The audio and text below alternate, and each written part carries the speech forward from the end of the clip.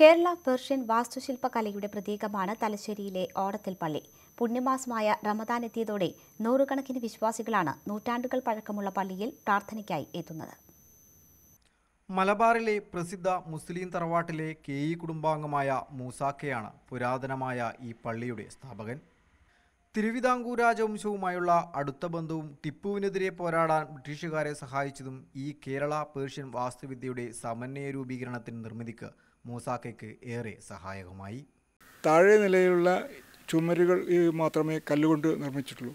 ബാക്കി മുഴുവൻ പള്ളിയുടെ ഭാഗങ്ങളും ഈ തേക്ക് മരം കൊണ്ട് ഉണ്ടാക്കിയതാണ്. ആ തേക്ക് മരങ്ങൾ ആകെ ഈ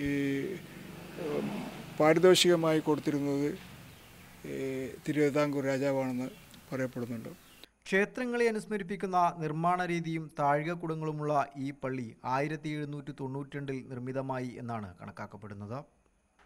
റമദാൻ മാസം എത്തിയതോടെ പുരാതനമായ ഈ പള്ളിയിലേക്ക് നൂറുകണക്കിന് വിശ്വാസികളാണ് ആരാധനയ്ക്കായി എത്തുന്നത്.